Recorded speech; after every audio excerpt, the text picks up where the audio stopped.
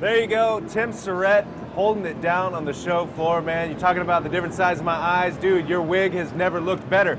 GameSpot's live coverage of E3 2000 continues. We've got a few games left before they shut this thing down and we are done with this show. But before they do that, we're going to show you guys something that, well, you haven't seen yet. You haven't seen anything like this yet. We're talking about Splatterhouse, and we've got two guests with us. We've got Jason Enos and Dan Tovar, the associate producer on the game. Welcome to the show, guys. Happy to have you here. Thank you very much. I got to say, I'm a little squeamish. Am I going to be okay during this demo? I hope not. Okay, yeah, that's your goal, is to make me sick. That's right, yeah. We plan on triggering some gag reflexes with this game. I've got a bucket right okay, down I was here. going to say, you got your bucket ready? All right, so Splatterhouse, obviously a famous name in the video game world. You guys are bringing it back for 2010. Tell me all about this game. Yeah, so we wanted to bring back the Splatterhouse franchise. It's a re-envisioning of the classic arcade game from back in the 80s, and there was a couple sequels on the Genesis in the early 90s. So, you know, we're just doing it bigger and badder, bloodier. You play as Rick Taylor.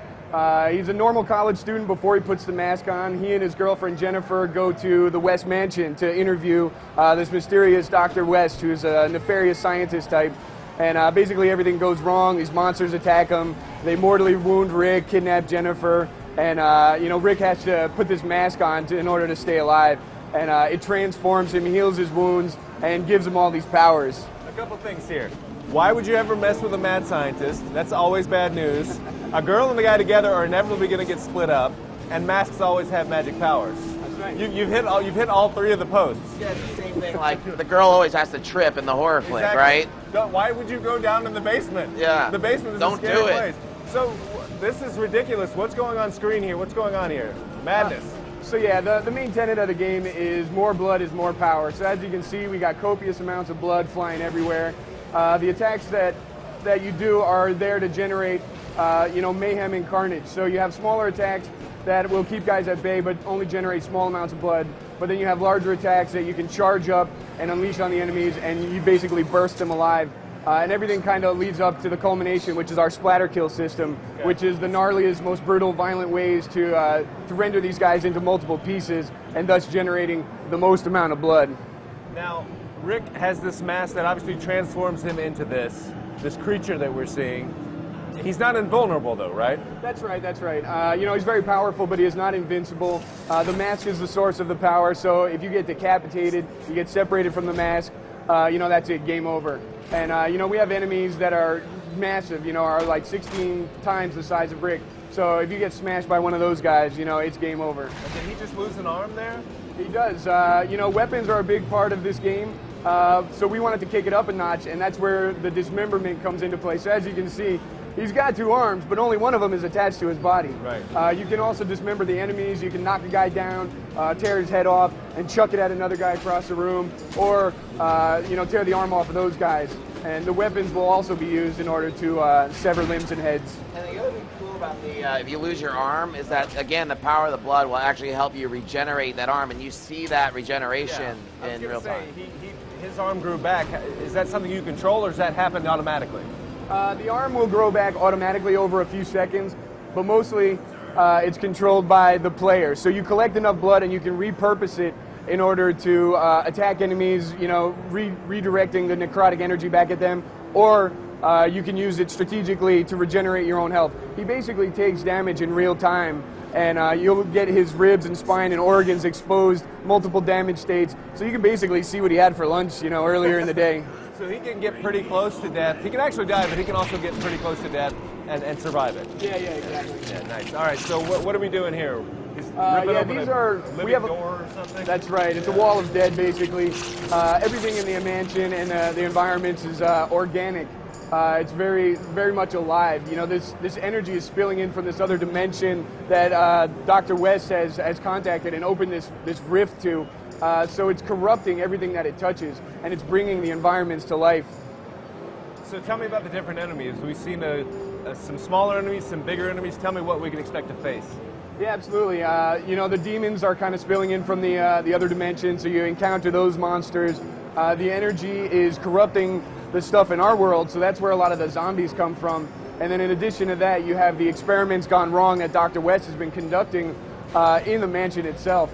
So you have a wide variety of different kind of monsters, And the environment itself, the mansion is alive. It's basically trying to kill Rick. So I mean, that winds up being a giant enemy in and of itself. And a lot of the, like I said, the challenges and the obstacles are kind of organic. So you have this giant mouth that you have to feed, and it basically belches up what you just like threw down its mouth, and then you have to like walk through the gastrointestinal tract in order to progress. You guys, nothing left on the design table here, right? Yeah, and that's the other thing. So, you know, obviously the 3 games before this, you know, a lot of great boss characters in there that the fans love, and those are well represented throughout the game. It's really kind of reimagining the whole Splatterhouse universe, but telling kind of the original Splatterhouse, but weaving in all the other things and adding new stories. That was going to actually be my next question. There are nods back to the older games. Absolutely, yeah. I mean, we use the original games as a kind of design roadmap in order to stay on target and keep ourselves focused. You know, we want to make sure the fans of the original games are getting all that they want out of the experience. You know, there's a lot of iconic, you know, the sound effects, the music, the character design, the levels themselves. So, you know, we had to pay special attention to that kind of stuff and bring it back in a 3D environment for modern generation. An interesting look at this game. It goes from color to these real stark black and white images, but Rick always stays color. Can you tell me about the design there? Yeah, right now he's in the berserk mode, and the splatter maneuvers and attacks are based on the mass power. So it kind of, we play around with the contrast in order to make the blood pop out as if you couldn't see it enough the rest of the time, you know. So that's kind of an indication to the player of where you're at with the move set. Do you have any sort of way to customize him? The blood itself will allow you to progress as a character and as a player. So you can, the blood is like twofold purpose. One is you can redirect it and use it to your strategic advantage. On the other side of it, it kind of acts as experience points. And as you're feeding the mass more and more blood, it allows you to unlock more abilities and stronger combos. And there's a little bit of player customization there. You can kind of pick and choose which attacks you're going to upgrade first. Nice. Well, we got questions coming in. Let's take a few. Nathan Style from Biloxi, Mississippi wants to know, will there be ranged attacks in this game?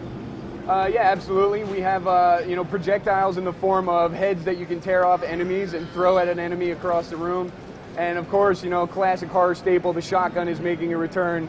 So you can load up this bad boy and, you know, blast some zombies to smithereens.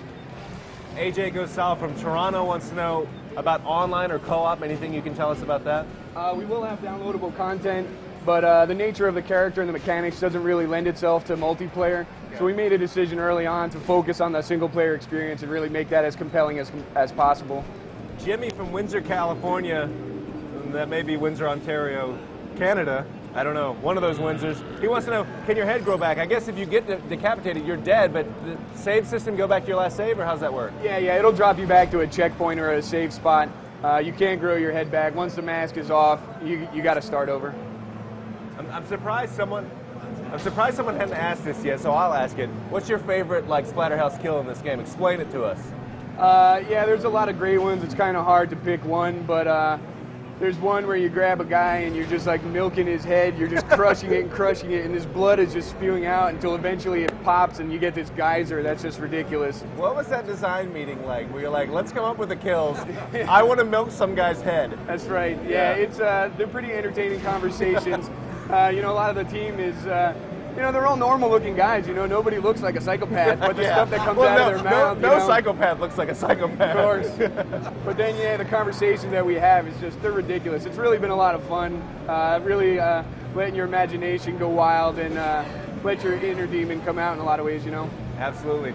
Artur Borges, I hope I'm pronouncing that right, from Brazil. He's asking about difficulty. What kind of difficulty levels are we talking about? Yeah, we're going to have a wide range of difficulty levels, and you can play through normal and unlock the additional, you know, insane modes and whatnot.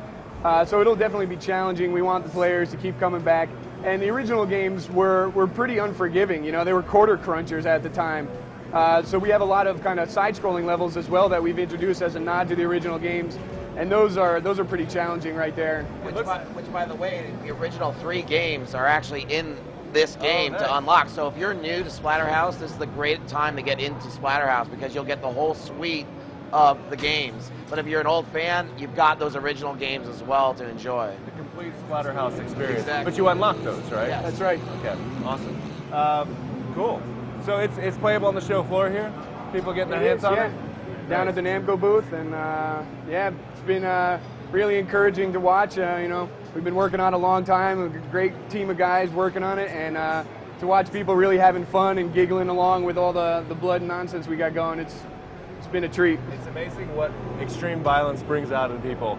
All you can do is laugh. You either laugh or you throw up. Yeah, and we, you know, we try not to take ourselves too seriously with the violence. You know, it's very tongue-in-cheek, very 80s kind of horror, you know, early Peter Jackson, you know, Dead Alive kind of Evil Dead. And you got these little set pieces where you're slamming these guys on. What are those? Are those chairs of some sort? Yeah, those are impalement points, basically the most uncomfortable seat in the house. A lot of our puzzles are really kind of lock and key, but the enemies themselves become the key, and the impalement points become the lock mechanism. So the obstacles become more combat centric and more organic. These guys are about to get fried in the microwave. There you go. That Pop. happens. Nothing beats Microwave, that's what's incineration. gonna happen. So is there puzzle solving? It looks like there's some, maybe? Yeah, we try to break up the gameplay so it's not just complete, you know, thumb-numbing kind of beat 'em up all the time. So we have wide variety. Like I mentioned, the side-scrolling levels breaks it up a little bit.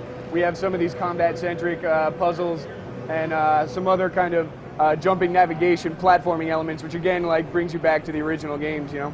All right, guys. Well, the final question, of course, is when are we all going to be physically ill and made sick and throwing up in a good way by Splatterhouse? Yeah, we're looking to be on the shelves fall 2010 on the PS3 and Xbox 360. All right, Dan, Jason, thanks so much for being here. Splatterhouse coming very soon.